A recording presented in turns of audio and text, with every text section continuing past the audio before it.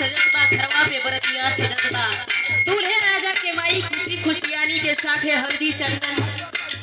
चंदन चावल के साथे दूल्हे राजा के टीका लगावत बड़ी और चौरी पर जाके माई देवी से मनावत बड़ी और देवता से मनावत बड़ी कि हे देवी देवता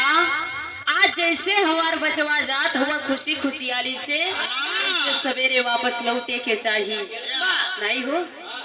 दुल्हन के साथ है वापस लौटे के चाहिए और माई यह कहत बड़ी एक लाइन और कहना है मास्टर